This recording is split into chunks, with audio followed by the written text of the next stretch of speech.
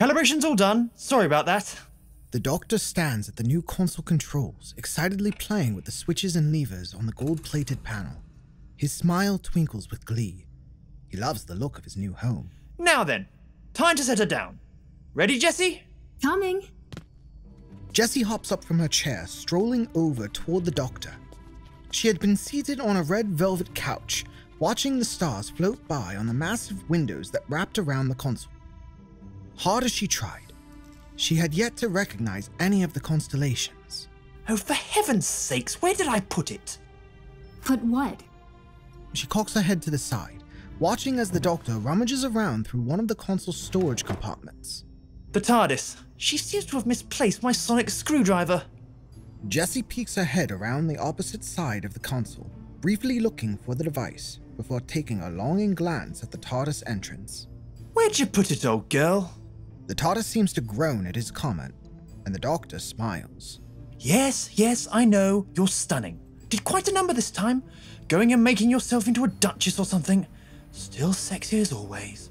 Now, what did you do with my screwdriver? I know I put it in one of these drawers.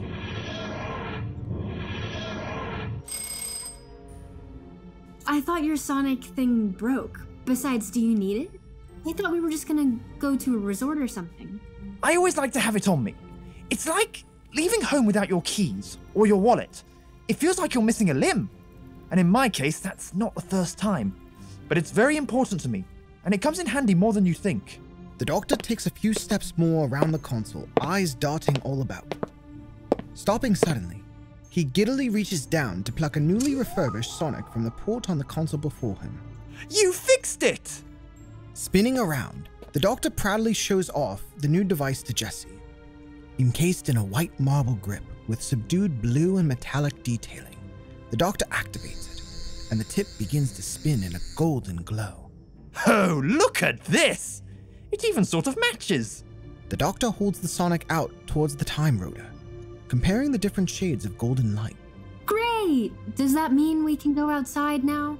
Jessie nods her head toward the exit, and the Doctor gives her a slightly disappointed smirk. Yes, all right. So impatient. I'm sure you have sentimental belongings as well. Jessie pauses for a moment, reaching her hand up to her neck. Quickly dropping it, she grins, summoning every ounce of sarcasm her body could muster. I used to, but it got blown up along with everything else I own when a crazy man pulled me into his wacky alien adventure. Ah. Right. Well, you've waited long enough. Ready to see a light show? The Doctor spins to face the door and marches toward it. Jessie giggles, following close behind. So, where exactly are we? I was promised purple skies I could taste, but you said... Believe me, this is even better. Peppermint light shows are brilliant, but this will be stellar. The Doctor stops just short of the door, looking Jessie dead in the eye. Jessie Lee Tran, are you ready to see your very first alien world? She meets his smiling gaze with intense excitement, but also lingering trepidation. Jessie takes a deep breath. Giving the Doctor a nod, she bites her lip, pressing her hands against the wooden doors, and stepping out into the unknown.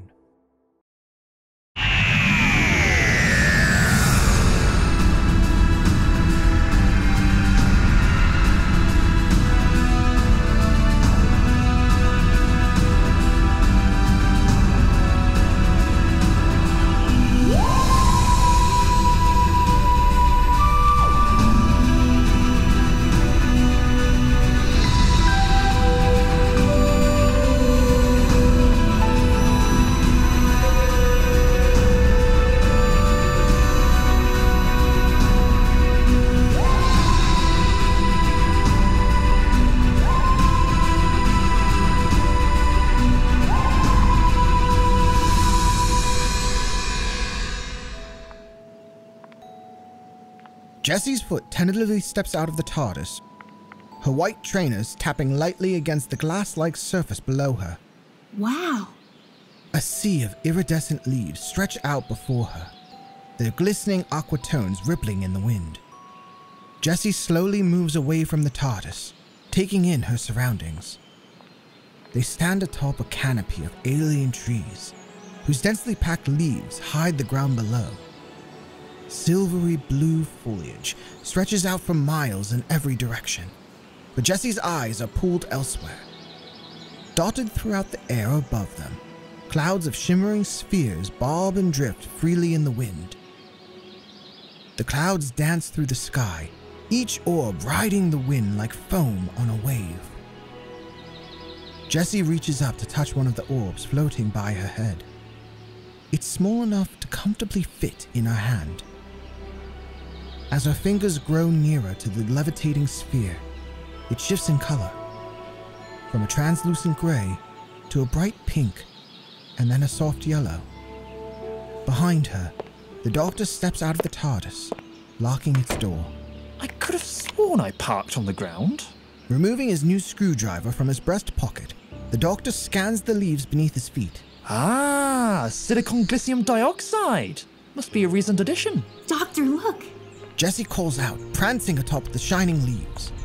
She joyfully spins around, knocking into a cloud of spheres, sending them flying about like a rainbow of glowing embers. She watches them gently drift off into the distance, before turning her attention back to the Doctor. Is this real?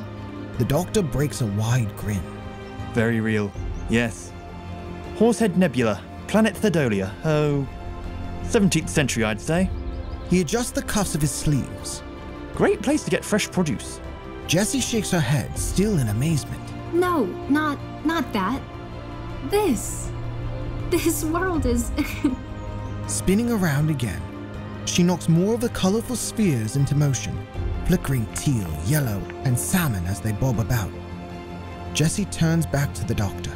I never could have imagined. Jessie looks down at her feet, shifting about below her as she spins through the orbs. We're suspended above the trees. Is it like the air from before? No, that was an anomaly. This, well, these are just really dense leaves. He taps his white shoe on the ground. Jessie cocks an eyebrow, unconvinced. Kidding. It's a special glass. Regular silicon mixed with, well, a few elements you're not yet familiar with. Stronger than diamond. They're suspended above the trees for visitors. Visitors, huh? Jessie glances around the empty platform. They're the only people in sight. Doc, it's just us. Please, it's the Doctor. Up until recently, the Thedolians had closed their borders. But tourism helps their harvest terribly. So, platforms for walking. I'm sure there's some fellow travelers around here somewhere. Jessie's eyes widen, and a smile grows. Wicked. Jessie returns her gaze to the treetops. They grew at varying heights and spread out like rolling hills, as far as the eye could see. Great clouds of shifting colors float along the breeze, only to be caught in shimmering bubbles, which are slowly dragged down beneath the leaves. Look! Jessie points toward one of the bubbles, where a silvery blue hand reaches up from the canopy of trees to pull it down below. What was that? That was a Thedolian, and quite a small one too. The Doctor points to Jessie's left. She turns excitedly before freezing in place. Her eyes slowly crawl up the towering creature that was limbering toward her. Tall and slim, its mile-high body is bright blue and speckled with black patterns. Her gaze finally reaches the top, where its flat face is adorned with various yellow eyes and antennae. Whoa. Beautiful, aren't they? They? Yes. Look closer. Scanning the skyline, Jessie finally pulls her attention away from the glowing orbs, long enough to notice the silhouettes of dozens of Thedolians shifting about miles away. Blending into the sky, their blue fur had kept them hidden. Jessie watches in awe as the nearest one moves past them, lumbering toward a clump of shimmering spheres. It casts out a translucent net, scooping up the orbs and pulling them close. The orbs. Why did they change color? Is it the light? She pokes at one of the spheres as it floats past her face. Shifting from teal to yellow to blue, it glows softly with each changing color. Reaching up to grab it, she marvels at the fuzzy, cool texture of the ball. it shifts into a bright, opaque teal in her palm, changing ever so slightly with the waves of golden yellow. The doctor takes it from her hand. They're known as Tiklia nodes, and change colour based on the emotions of the creatures around them. The node shifts again from teal into a deeper blue, growing more and more opaque until it's completely solid. It's a fruit. A psychic fruit. The more emotion the node feels, the tastier it gets. He hands it back to Jessie, who watches it shifting colors again. So, do the colors have corresponding emotions or something? Like a mood ring? Sort of. I believe teal is associated with wonder or curiosity, while pinks are generally associated with love. Red, well, you could probably take a stab at that, but generally they follow that sort of pattern. And what about dark blue? Like the ones around you?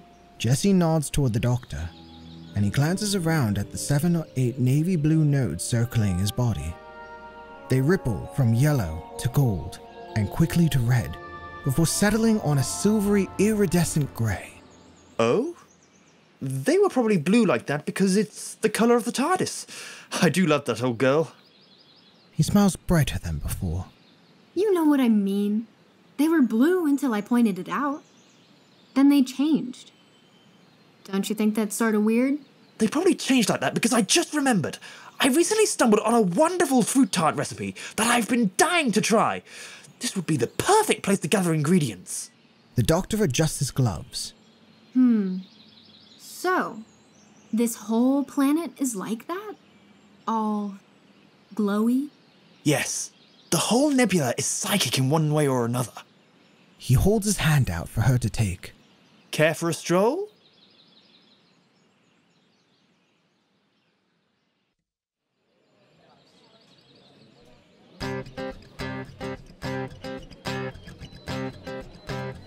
Thedolians are peaceful farmers. They harvest the Tiklia tree, which produces Tiklia nodes. These nodes react to the psychic energy of emotional entities in the immediate vicinity. Jessie listens intently to the robotic voice emanating from the glowing blue pamphlet she had just picked up at a previous rest stop kiosk. The two continue their walk along the glass path suspended above the trees, nodes gently floating away in their wake. Other tourists pause along the trail to take pictures and watch as the Thedolians cast their nets into the air. The more emotional energy the nodes experience, the stronger their flavor. Completely fresh Tiklia nodes, untouched by emotional influence, have a taste nearly identical to potable water. What's that? Jessie points to a short humanoid creature with maroon skin and a head covered in spikes. The nodes around her flash teal. Please refrain from pointing, it's quite rude, but he's a Zocci. And what about the people over there? Jessie nods to a group of stout-looking creatures with bulbous heads and large black eyes. They're SpencyRocks, native to the nebula. Probably just having a weekend getaway. The doctor gives the SpencyRocks a small wave, and they respond cheerfully. Jessie nods with a grin, continuing to glance around as they stroll along the suspended paths amongst the trees. That's so bad. Is the whole universe like this? Like what? Like this. She waves her hand before her. Wonderful, full of color, with all sorts of people. Yes. The doctor tilts his head as his eyes crinkle in amusement. Well, most of the time, yes. There's always dark spots, bad days, but if you look in the right places, almost everywhere has something like this. Really? If that's the case, Earth got the short end of the stick. Bummer. Is that so? Jessie nods as she continues to walk down the path, marveling at the leaves shifting underneath the glass platforms, their colors changing slightly with the unripe Tiklia fruit that was still growing on their branches. Well, for one thing, how can there be something as beautiful as this planet somewhere else in the universe? Think about the Earth. In California alone, you have deserts, oceans, mountains, and forests. But because you live there all the time, you don't appreciate their beauty like an outsider would. The same thing applies to the Thedolians. This world, this beauty, is all commonplace. Jesse gazes up into the clear, cloudless, crystalline blue sky. I guess so, but I still think they have the better planet. It's all about your perspective. You wanted to travel to Paris and Rome, no? To gaze at the Eiffel Tower or the Colosseum. But to the people who live there, who see those things every day, well, they're just a couple of dusty old buildings. Yeah, I guess I get that. But still, to me, this is more magical than anything Earth has to offer. Would you like to see more? The doctor stops in place. Jesse turns back to face him. Care to join me for a few more trips? I promise there's quite a lot more to see out there. Really? Yes! It's an open invitation, and the entire universe is on the itinerary. Jesse thought for a moment, absentmindedly playing with the ends of her jacket. I don't have any of my stuff. No clothes or money. And I can't travel forever like you. I have to. The nodes around Jesse flicker from their excited teal to a darker, sadder shade of navy blue. I have to go back for college next fall. Well, I'm sure we can figure something out. You wouldn't have to worry at all about expenses. As for clothing, I think you'll find my wardrobe is quite expansive, bigger on the inside and all that. Wait, really? Yes. For the TARDIS wardrobe, just take the first left out of the console room, then the second door on the right, go down beneath the stairs, way past the bins, and it's the fifth door on your left. Can't miss it. And you know, the TARDIS travels through space and time. University will always be waiting for you when you get back. Jesse ponders the thought for a moment before giving the doctor a guilty smile. Can I think about it? Of course. But I have a question. Do tell. The doctor begins to walk down the pathway again, hands in his pockets. You travel through time and space in that blue box. You're an alien and claim to be very old, despite appearances. You could travel with anyone in the universe from any time period, any place. Why me? Well, I did promise you, but other than that, you seemed inclined to join. But you could take anyone. Yes, and I chose you. Are you not enjoying yourself? The doctor glances back at Jesse with a concerned smile. She frowns, thinking for a moment. Does it get lonely? What? Traveling. Does it get lonely? Lonely? No, of course not. It's just, well, more enjoyable to go sightseeing with company, isn't it? But why do you ask? The doctor replies earnestly, his grin wide. Around him, nodes ripple with waves of dark blue and purple, before settling again on a neutral gray. No reason. Sensing a shift in mood, Jesse looks back at the pamphlet in her hands, scanning it for a moment before glancing back up with a chipper smile. Actually, there's a gift shop up ahead. I'll race you to it. Jesse takes off, racing down the path. After a few quick steps, she turns, shouting back to the doctor. Come on, don't tell me your old age makes you slow. Please, no running! Jesse, there are people! Jesse weaves her way through the crowds, ignoring the doctor's words. He hustles after her, as quickly as he can at a respectable gait. Well done, Doctor. You don't half-pick them, do you?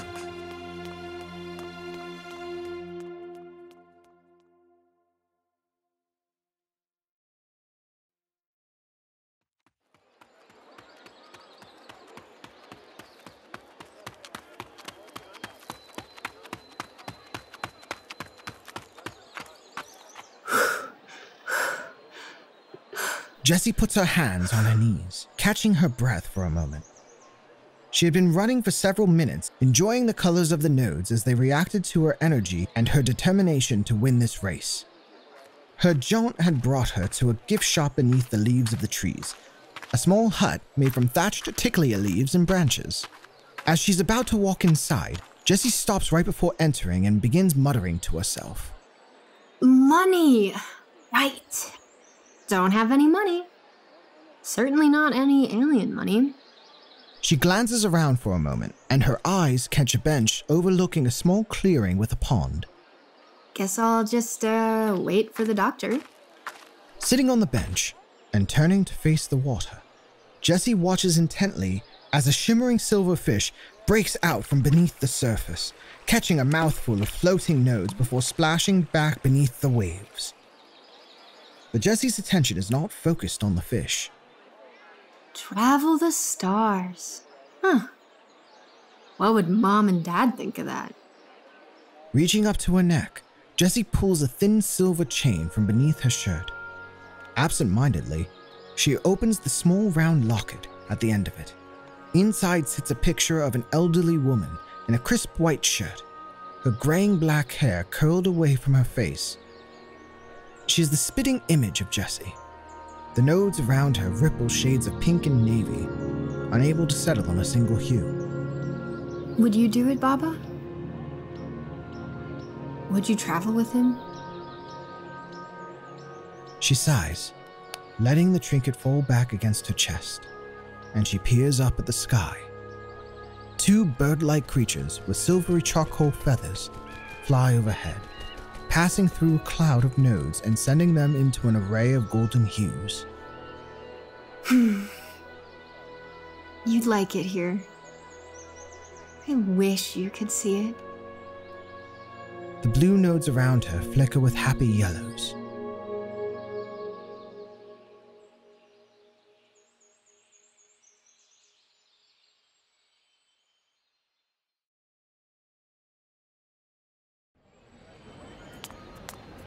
The doctor quickly makes his way along the path above the trees, politely stopping each passerby to ask for assistance. Excuse me, terribly sorry. Have you seen a human girl, yea tall? No? All right, thank you. Oh, excuse me, hello. Have you two happened to have seen a...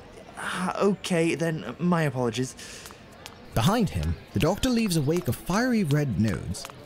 He's on a respectable warpath, muttering apologies and handing out smiles as he breezes past onlookers. I can't believe she ran off like that. On our very first trip, too. I shouldn't have brought her here. Shouldn't be traveling with others so soon. What if she... Oh, God, there I go again. I need to stop talking to myself. The nodes around the doctor shift to a dark navy blue. However, his eyes perk up as he sees a path ahead branch out to a secluded walkway beneath the leaves. Ah, now that is where I would put a gift shop. Quickly making his way down the path beneath the leaves, the doctor enters a different world. Instead of the radiant blue sky filled with bright burning nodes, this path below is covered in shade and the dim glow of the unripe fruit overhead.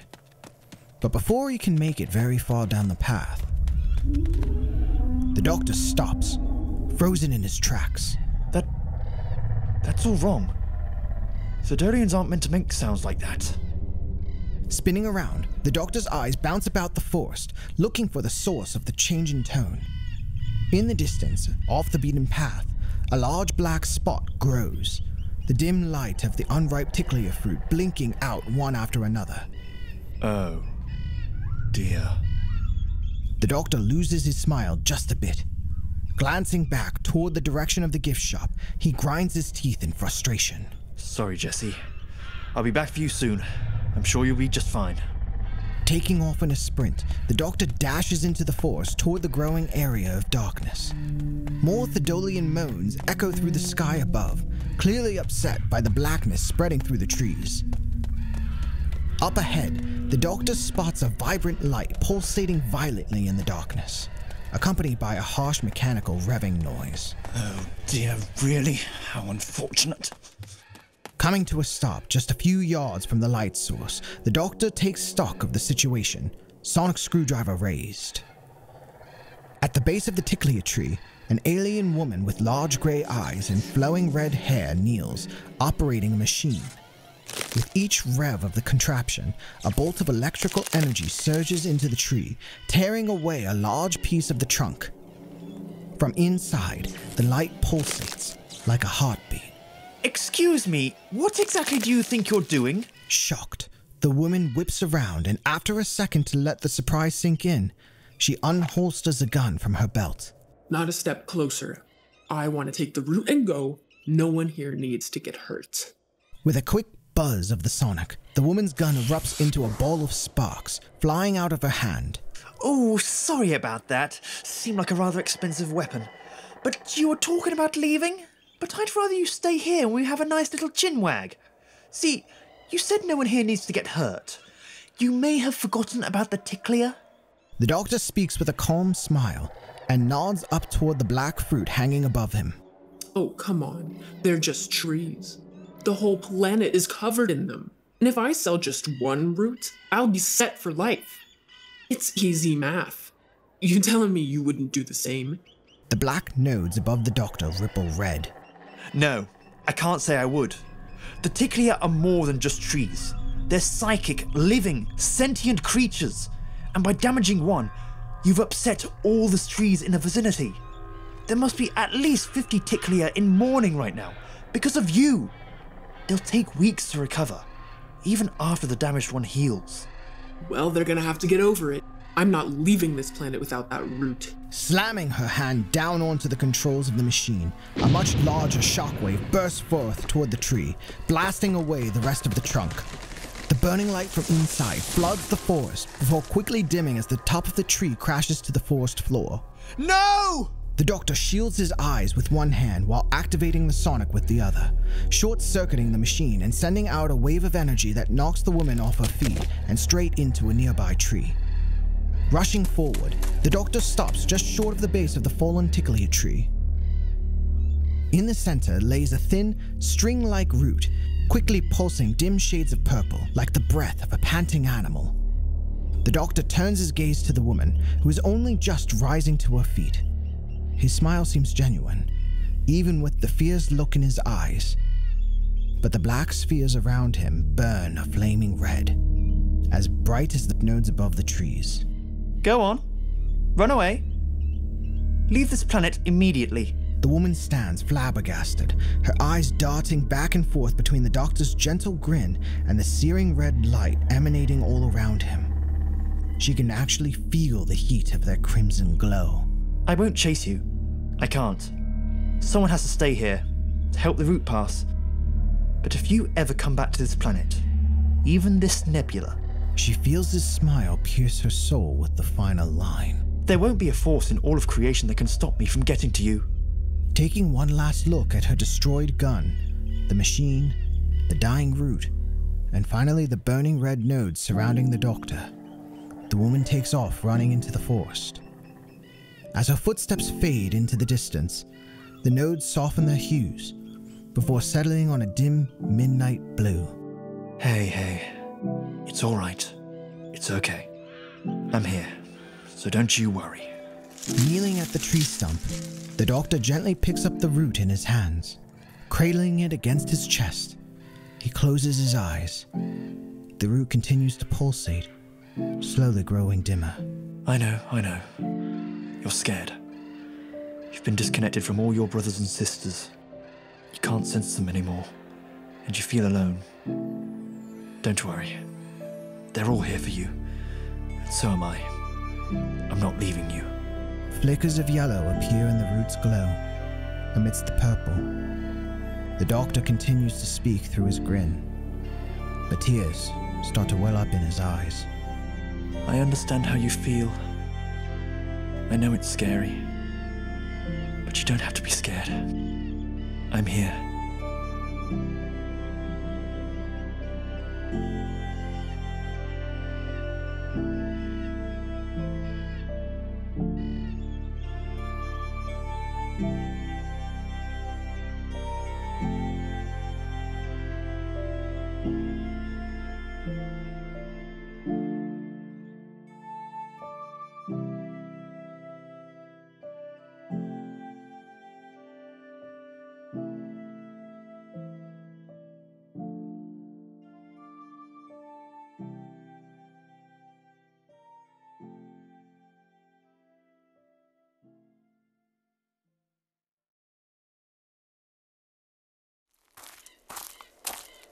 Doctor, are you out here? Jessie shouts into the dark as she treks through the thick Thedolian foliage. Doctor, I saw light, so I figured... Jessie comes to a stop. Before her, the doctor is kneeling in the dirt, next to the fallen Tiklia tree. Doctor, there you are! Rising to his feet, the doctor greets Jessie warmly. Ah, Jessie! You can't be running off like that. Not on alien worlds. I was half afraid I wouldn't find you again. Where have you been, anyway? I went to go find the gift shop, but everything got all black, and the Thedolians started making these creepy noises. It was really wigging me out. I thought there must have been an earthquake, or, well, I guess this isn't Earth, is it? But I saw the light come from here. I figured it must have been you. Yes. Things have gotten rather drab around here. There was a poacher of sorts. She cut down this Tiklia tree, which caused all the surrounding trees to wilt. I scared her off, but the tree dying, it upset the Thedolians too. The good news is, it's nothing that hasn't happened before, and even on grander scales. It's actually why their borders used to be closed. This is really a rather minor incident, although still tragic. Wow, really? Just one tree dying can do all that? It's pretty heavy. Yes, the trees are connected in clusters of 50 or so the loss of one will affect the whole bunch, I'm afraid. No, I mean everything. All the trees have gone dark. I'm sorry, what? Racing back up the pathway to the world above the leaves, Jessie and the Doctor are met with grey skies filled with black nodes, powerful winds whipping at their faces, and the pained moaning of Thedolians all across the horizon.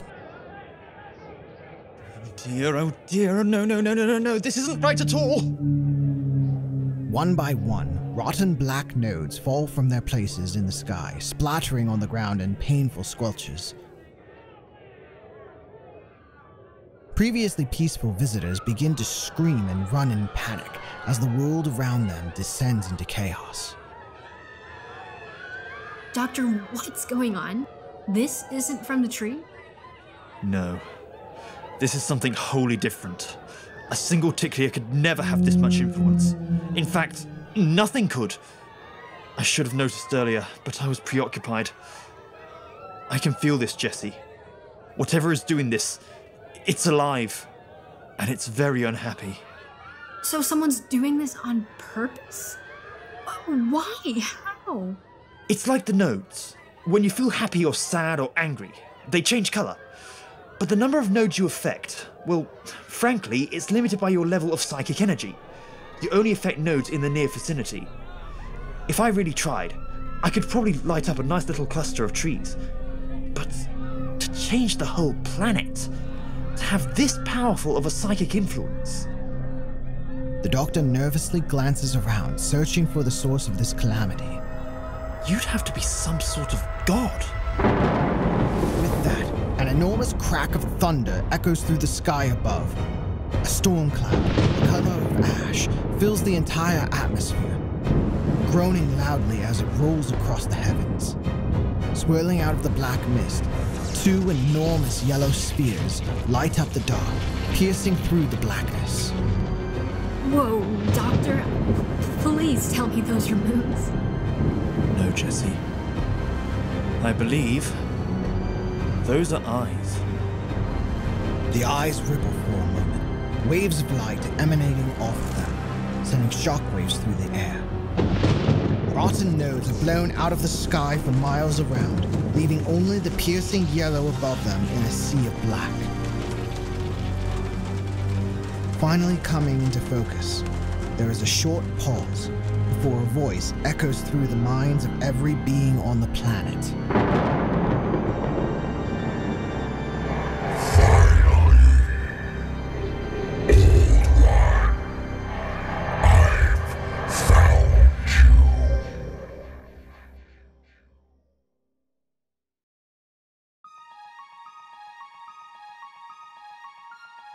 Dashing down a pathway, the Doctor and Jessie weave through shouting visitors and piles of rotten nodes. They come to a stop before two Zocci angrily shouting at one another, blocking the path before them. You never listen when I talk to you. I told you not to eat my gnarly and crisps and you ignored me. I say we should take our trip to midnight, you pick Thedolia. Look how that turned out. Oh, please, I didn't eat your crisps. Really? Are you serious? I saw you eating them. Reaching down, one of the Zocci scoops up a handful of rotten nodes and hurls it at the other. Grabbing Jesse's hand, the doctor hurries along through the crowd as cautiously as possible, making sure not to let his suit get dirtied. Doctor, where are we going? Don't worry, it's just a little further up ahead. I think that... Oh. Reaching a clearing, free from rioting crowds, only one small family of grey humanoid aliens sits before them, huddled together, crying on the glass floor. Their crystal blue eyes well up with tears as they quietly sob in a familial embrace. The doctor pauses before giving Jessie a look of reassurance. Letting go of her hand, he slowly approaches the family. Excuse me, sorry to interrupt, but what seems to be the problem here? The oldest of the three, who appears to be the father of the family, turns his attention to the doctor. You can't help. Well, I could try. What's the problem? Everything. It's all wrong. I don't know what to do. I can't make it stop. Not for me. Not for my family. The smallest, an alien girl, looks up at the doctor with round, sad eyes. It's all sad. Why can't I stop being sad? I want to go home. Oh my. Don't have a storm in a teacup. We'll get this all sorted nice and quick, all right? He looks to the mother and father. Whatever is causing the planet to go dark, it seems to be altering your mental state at a subconscious level. But I think I can help. Is that okay? Wiping away a tear, the mother nods. The father just stares sullenly at his weeping daughter. Ace, let's give this a shot. Taking a moment to adjust his gloves, the doctor lets out a deep breath. Reaching out, he wipes away the girl's tears with his thumb. May I? The girl nods through her whimpers, and the doctor places his hands on either side of her head. He closes his eyes, concentrating on creating a psychic link. Recognizing this tactic, Jessie smiles at the couple. Don't worry. He's helped me like this before. Everything's gonna be just fine.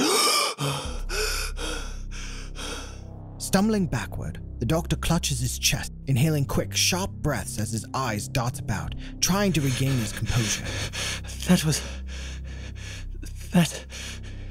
The girl begins to cry once more.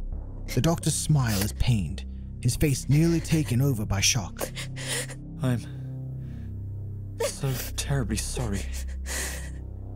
I'll get this sorted. I will. You have my word. Clutching Jessie's hand, the doctor tugs her away from the scene. Doctor, what the hell was that? Why didn't you help that little girl? I couldn't. Whatever that thing is, it's darkness. So much pain and despair. I can't root it out. At least not directly. But I'll handle it in a minute. Once they break through the crowd, Jessie pulls away from him. What are we doing? Shouldn't we be stopping that thing somehow? It seems like we're just running away. He turns toward Jessie. She stares off toward the crowds of tourists behind them, shoving and pushing each other in an array of alien dialects. She doesn't want to leave them like this. Well, that's exactly what I'll be doing. Into the fray, as one might say. Pulling a string from his pocket, the doctor holds it out to Jessie. On the end is a silver key marked with circular patterns. You don't have to join. It wasn't part of the itinerary after all. What's that for? The key to the TARDIS. It's not that far off. I'll take you back, then I'll go and sort out this mess. No need to risk you getting hurt. You can't be serious. You're just gonna leave me to babysit your little box while you save everyone? I want to see what that thing is too. I can tell you're curious. Well, I have my theories, but that doesn't mean... See, you have no idea either, so you'll need help. I would really rather you go back to the TARDIS where it's safe. Who says it's safe there? Come on, you can't lock me up right when things get interesting. Jessie glances toward a pair of Thedolians sadly wailing into the sky. I want to make sure this place goes back to how it was. Beautiful. Jessie looks back at the doctor, who studies her with a sad smile. Please. Even if I take you to the TARDIS, you'll just end up leaving, won't you? Jessie crosses her arms. Well, probably. I don't know how your box works. I might go mess up your closet. Maybe try and find the kitchen and cook something. Reorganize your bookshelves. All right, fine. Please don't mess up the bookshelves. I'll show you the kitchen when we get back, but please just don't mess up the bookshelves. Great. So, off to save the world? Not so fast. I have 3 rules if you are to come with me. Really? It's not like I'm 5. The doctor waits patiently, a placid smile hanging on his face. Fine. What you got for me? Rule 1. No running off. I can't keep you safe if you go getting yourself into trouble when I'm not there. Rule 2. I'm in charge. If I say to run or to hide, you'd best listen. Your life could be on the line. Okay, sure. What's the 3rd? Turning on his heel, the doctor sets back out toward the chaos. The 3rd? I'm sure I'll think of the 3rd by the time we get back to the TARDIS. Jessie quickly follows close behind.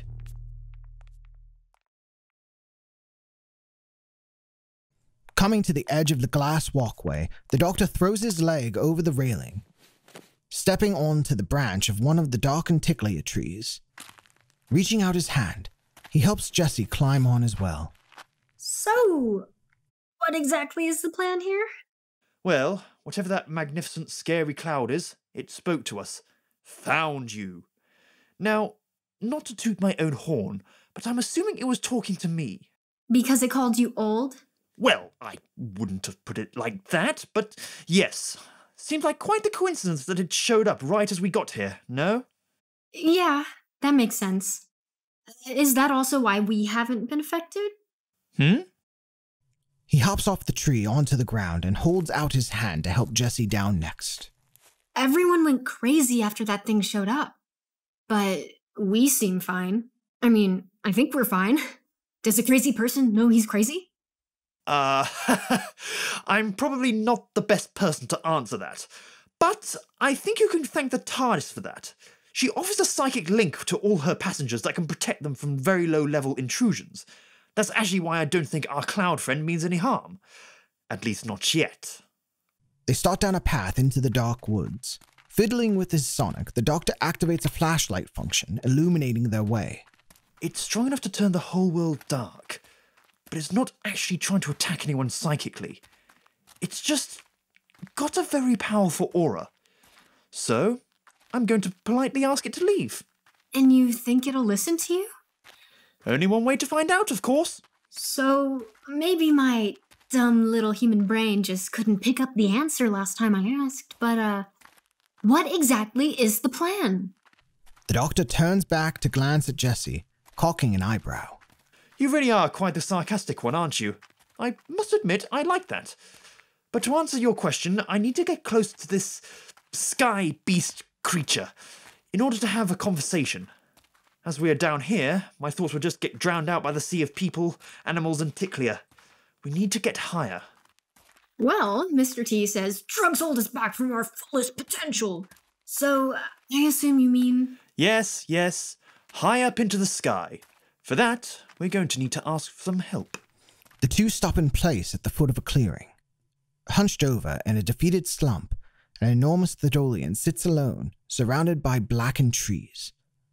Its normally golden and orange antennae are now dark purple, sagging sadly before its face. The Thedolians. They normally communicate at a frequency we can't hear.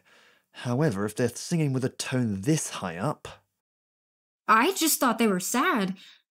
Is it worse than that? Well, not so much sad as worried. Their world has blinked out all at once, and I'm sure they're being influenced as well, just like the tourists. Luckily, they're a rather resilient race. Probably comes with the size. The doctor steps out from the tree line and waves his gloved hands above his head. Hello there! I'm the Doctor. The creature turns its gigantic blue head toward the Doctor, like a child observing an ant on the ground. It lets out a whimper. Yes, I'm quite aware. I'm trying to fix it, though. Would you mind lending me a hand with that? I promise it won't be too much trouble. The Thedolian blinks its 3 eyes one at a time, considering the situation. Oh, her? Oh, she's just a friend of mine. Jessie, come and introduce yourself. Timidly, Jessie steps out from the cover of trees and approaches the gargantuan blue creature. Craning her neck all the way up, she calls out. Hi there. Jessie, what's your name? Did I say something wrong? No, just a bit of cultural confusion. Thedolians don't really bother with the whole name convention. Although, it seems you won him over. The large blue hand of the giant slowly settles on the ground before the 2 of them. Climbing up onto it, the Doctor holds his hand out to Jessie. Coming? Jessie hesitates for a second. I could drop you off at the TARDIS if you wanted. I'm coming. The Doctor grins and pulls her up onto the giant's palm. It slowly rises to its feet and begins lumbering toward the massive yellow eyes peering down from the black heavens above.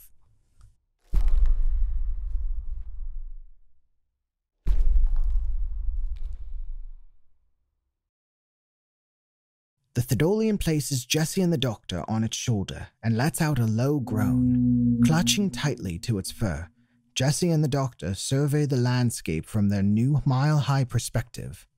That way! Towards the eyes, please! He points forward. The blue behemoth follows suit, moving one gigantic leg after another. So, what do you plan on saying to this thing? When we get there, I mean. I think I'll probably start with a hello. But after that, I have quite a few questions. Let's just hope he's keen on answering them, yeah? Peering out at the horizon, Jessie takes stock of the new skyline. The Thedolians appear as moving stars in the inky purple abyss that the forest had become. Earlier you said you had theories. Care to share with the class? Ah, right. To tell you the truth, I'm a bit stumped. You see, whatever this creature is, it's generating an enormous amount of mental energy. Like, impossibly large. Populations spanning entire solar systems, all working together, couldn't produce that much psychic power.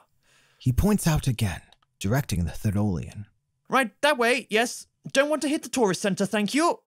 So it's some sort of god, huh? That's troubling.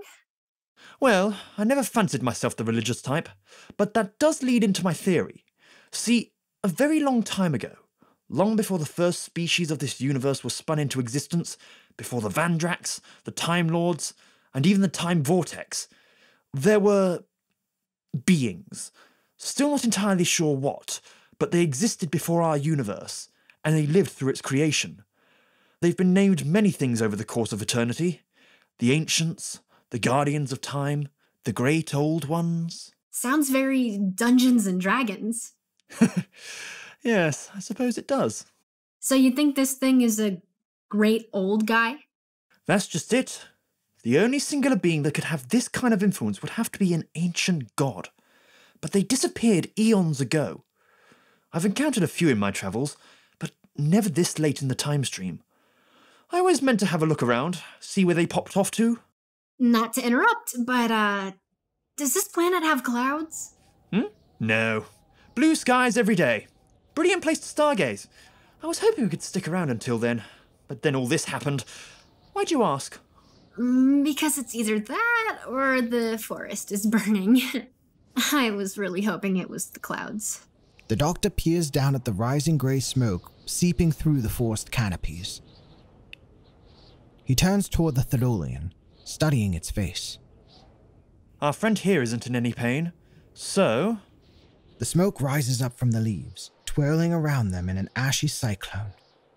The yellow eyes in the sky shift and move toward them, menacingly gliding across the dense fog above. Its voice echoes inside their minds once again. Jessie's eyes go wide. Doctor, plan? I told you. Say hello. The eyes ripple again, sending more waves of thunder before starting to shrink. They focus in on the Doctor and Jessie, burrowing into their souls.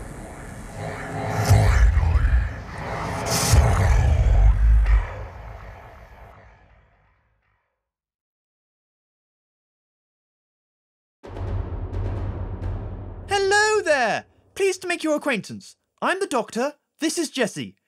And you, my friend, are just the person we were hoping to talk to. We are the same. Oh? How so? Are you a tourist as well? The Doctor squints his eyes. We haven't met before, have we? Sad. You are so very sad. And you do not understand why. Oh, no. I'm afraid you've mistaken my old age for sadness. Psychic beings tend to get those two mixed up quite often.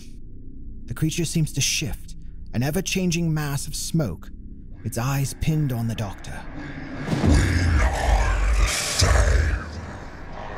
I seek out pain like yours. I revel in it. For we are the same. The Doctor shakes his head. No, I do not revel in pain. That sounds a tad morbid. I'm afraid you misunderstand. You see, I'm the Doctor. He smiles brightly. I help. Foolish little one. We are the same. Not in what we seek, but in who we are. The eyes sharpen and move even closer to the two. Instinctively, the Doctor steps in front of Jessie. Oh no, I really am quite sure about this one. But if you'll please indulge me, I think I'm very much done with the mind games. All the people on this planet, the innocents below us, are currently acting quite out of character. I really don't like to judge, but you'll have to forgive me if my first assumption is that the big evil smoky cloud didn't have at least something to do with it. No, we are the same. And yet, you have failed me. Why, Doctor? The creature's smoke swirls into tendrils, whipping and curling about the Thedolians, edging closer to both Jessie and the Doctor. Hey, Doctor, I think... Just a moment now, Jessie. It would be in your best interest not to threaten me. I've dealt with unruly gods before. I'd really rather not have to send you away by force. Silence. The winds pick up, and the inky black smoke swirls even faster. Thunder crackles all around the sky, and the ground far below begins to rumble and shake. I have searched for you. For eons, I wandered. Even the old times, before my memory formed. I do only searching. I have found you. Now you will acknowledge me. I don't care how long you've searched, or what you want. You have no right to hold the people of this world hostage. Doctor, seriously, Maybe it's my Time Lord biology. Perhaps my TARDIS, or even one of the few secrets that only I know. You lot always want something, but not on these terms. We can take this talk off-world if need be. Enough! Both the Doctor and the eyes of the creature shrink back a bit, surprised by Jessie's outburst. Doctor, he's not threatening anybody. I think he's just sad. With that, a rippling pulse of yellow echoes from beneath them, lighting up the Tiklia nodes below in a wave, like a pebble dropped into a pond. Lasting only a second, they return to their deep shades of black. Yellow. Happy? She said something that made you happy. I do not threaten you, Doctor. I only seek out your pain. My pain? Oh, I see. You were looking for me because... Misery loves company. Come on, Doctor, I thought you were smart. How didn't you catch that sooner? I believe it's like I said earlier. A simple matter of perspective. Thank you, Jesse, for seeing this how I never could. Turning his attention back to the eyes in the smoke, the doctor grins wide. My apologies for getting off on the wrong foot. I'm the doctor, and I help people. How can I help you? Another wave of yellow washes over the planet's surface. The previously wailing Thedolians each stand attentive, watching the fate of their world be decided from afar. I have not known camaraderie since time immemorial. My existence is isolation. I wish only to know another. To know you, Doctor. Ah, yes. I understand now. We're not exactly the same, you and I. I'm not quite sure what you are, but I know what it's like to be alone, to be scared, to feel forgotten. In fact, earlier, when I consoled the Tiklia route, I connected with all the surrounding trees. That must have amplified my emotions, like a beacon, drawing you here to me, because you feel the exact same way. Waves of blue and yellow undulate out from the trees below, reacting directly to the doctor's words. So, what are you? Where are you from? Who are your people? At this, the world dims back into a midnight blue. Forgotten. I know nothing other than to be alone. The enigma of my creation aches less than only my isolation. Well, that's quite unfortunate. Puts a bit of a damper on our investigation. He turns to face Jesse once again. Any ideas? Who, me? This is clearly above my pay grade. I mean... Oh, come on, it's not a test. Let's hear some more of that wonderful human perspective, Okay, well, sounds to me like... You know when you get really upset about something? Like so mad you just want to run out into the woods and scream at the sky? Well, whenever I get like that, I sort of lose focus and forget about everything else going on in my life. At least until I calm down. Maybe he can't remember anything because he's so upset.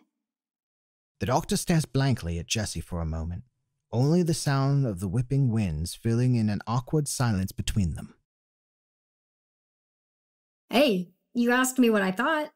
It's not like I know anything about all this psychic stuff anyway. Doctor?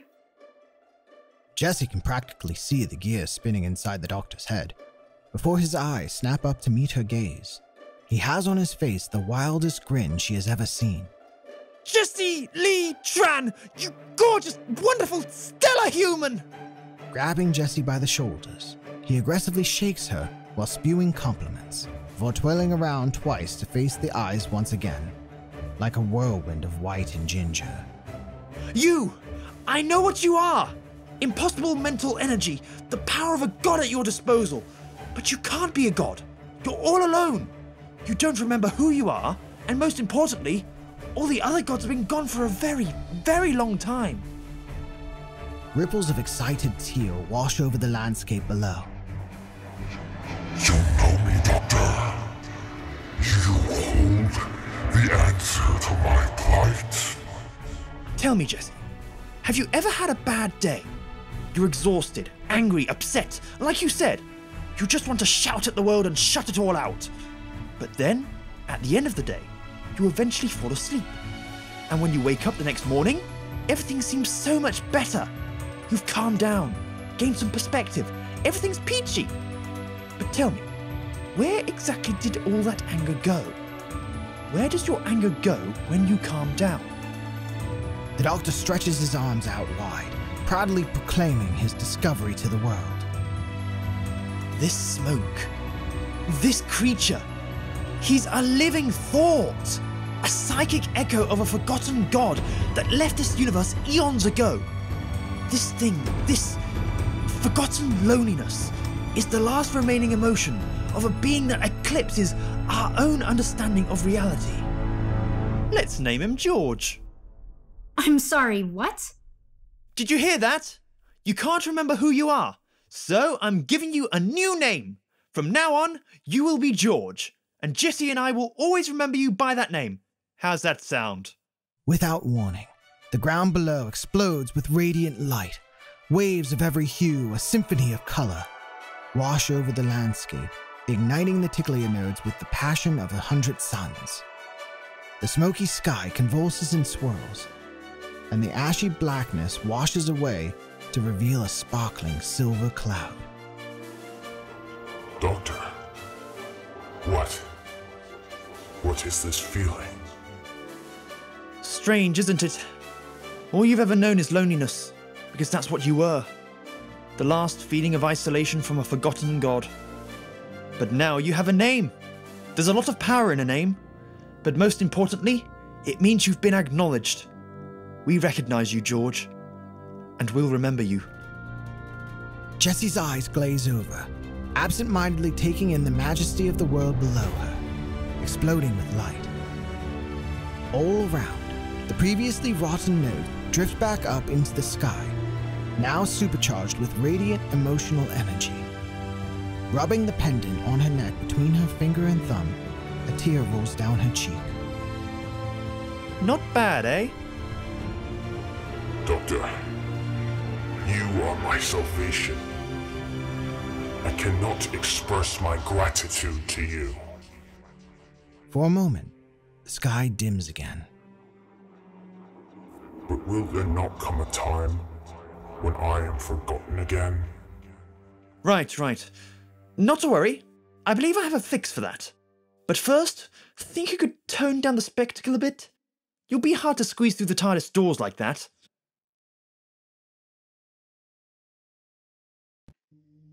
Try not to make a mess. She just redecorated and the last thing I need is a fussy TARDIS. Walking over to the controls, the doctor flicks several switches. Jessie sits herself down in one of the red velvet chairs. Come on, George. They're comfier than they look. The silver cloud, now the size of a simple shrub, gently floats over to one of the chairs. Shifting in shape, it takes the form of a humanoid and sits down on the love seat next to her. Yes. Comfy. So, you can take any shape, huh? That's gotta be fun. He's an entirely psychic being. Technically, we only see him because he's in our minds. I'd be willing to bet he doesn't show up in a photograph. Unless maybe he tried. Yes, my form is irrelevant. Until now, I'd never given thought to my outward appearance. He flips a lever and strolls over to the others, pouring himself a cup of tea. He leans back into the seat across from George's shifting, gaseous body. Well, you'll probably need to think about your form quite a bit from here on out. Oh? Explain yourself, Doctor. Actually, I think it'd be faster if we do this mentally. Quite a bit of information to convey over words. I'm sure you understand. Nodding, George extends his smoky tendrils toward the doctor's face. Taking a moment to connect, he then recoils. The wisps of silver gas beneath his eyes seem to form into the shape of a smile. So, anyone wanna clue me in? Put simply, we're taking George to Earth.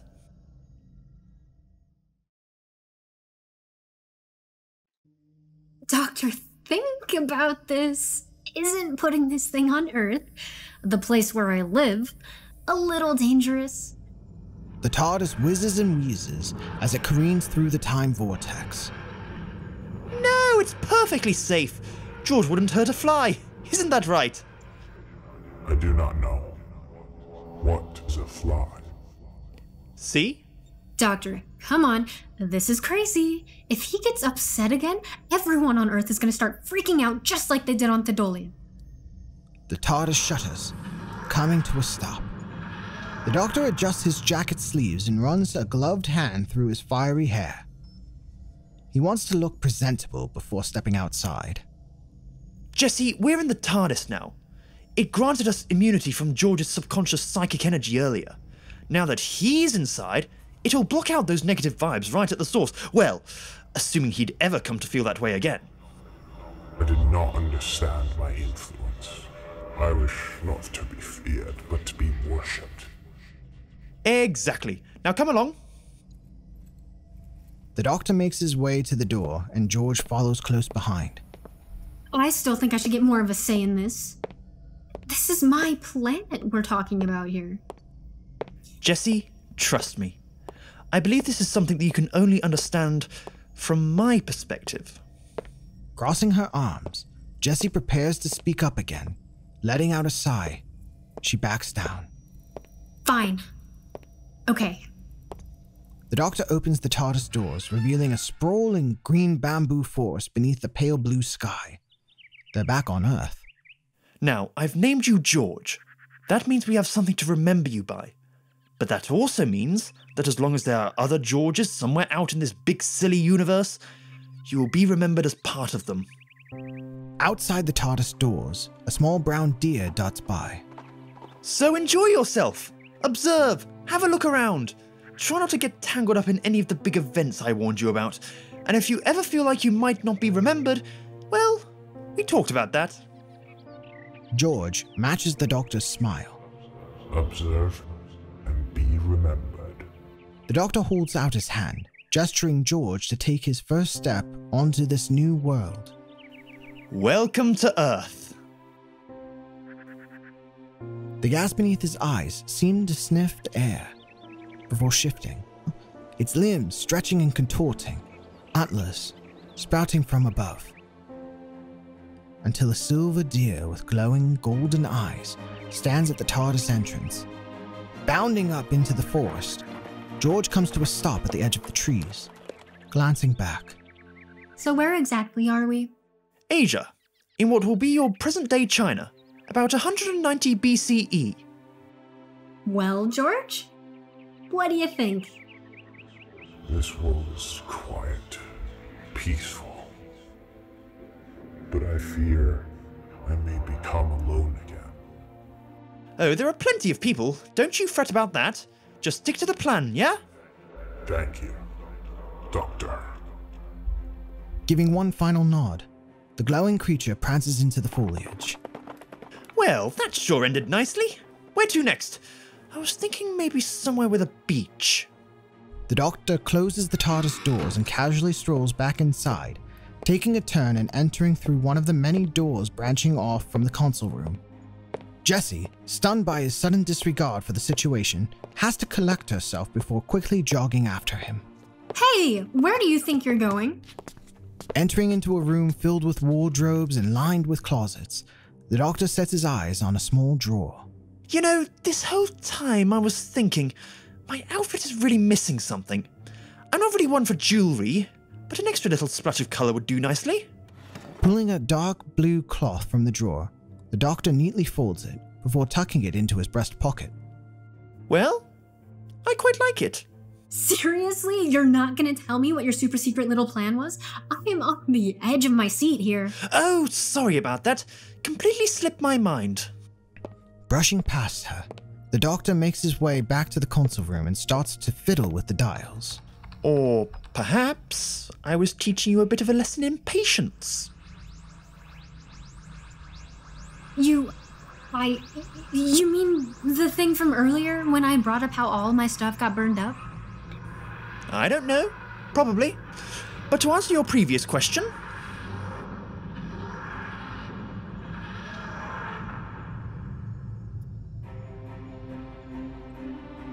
this is a time machine. Why tell you my plan when I can just show you? Approaching the doorway, Jessie peers outside, sitting atop a hill. The TARDIS is positioned over a rural Chinese village. Just over the horizon, a sparkling white shape comes into view, igniting the sky in a shimmering haze. An ethereal dragon rises over the skyline, shifting and gliding through the clouds. Whoa! George has been quite busy practicing his shape-shifting. I gave him a list of creatures throughout Earth mythology for him to replicate. Pop in for an appearance once or twice. Although, I suppose starting today, he's not really George anymore. He's now Tian Long, celestial dragon and guardian of the heavenly dwelling. Probably feels quite nice, seeing how he used to be worshipped and all that. Oh, I get it. If he takes the form of a myth, people will always remember him. That's genius. Why, thank you. He's got the skinny on almost every infamous Earth cryptid too. Bigfoot, Chupacabra, the Slender Man. Slender what? Oh, sorry. A bit after your time. The two share a moment together in silence, marveling at the snaking body of the white creature gently floating through the sky. Hey, the TARDIS is a time machine, right? Yes, of course. Somewhere in history you'd like to see? Actually, I have a favor to ask. Racing out of the TARDIS doors and onto the hot black pavement, Jesse and the Doctor sprint toward the demolished Toyota sedan. Double time, Jesse! We only have a few moments before you turn around to see us, and I'd really rather not fracture the timeline today. Stumbling toward the open passenger door, Jesse fumbles for a second with the lever before popping the trunk open. I'm going as fast as I can. Besides, I'm more worried about the explosion. Off in the distance, a man in a tattered black suit speaks to a girl in a Technicolor jacket. He glances over at the car, noticing the flickering flames. That's our cue! Piling several boxes of clothing into his arms, the Doctor awkwardly slams the trunk down with his elbow. Jesse recoils as the crumbled hood of a car ignites, flames peeking out from beneath the frame. Clutching her suitcase and a handful of leg warmers, she dashes away from the car, the Doctor close behind. Stepping foot inside the TARDIS, Jesse dumps her belongings onto the floor, throwing her hands in the air. Ha-ha! Yes! Oh my god, yes! The Doctor makes it into the TARDIS entrance, right as the explosion of the car erupts behind him. Turning to look back, he catches a glimpse of the Jesse of the past, staring sadly into the fire. Oh, I'm terribly sorry about that. But... The Doctor locks eyes with himself, giving a wink. The present Doctor pops his head back into the TARDIS, which quickly dematerializes. The Doctor of the past smiles and turns his gaze back to Jesse. something tells me it will be alright.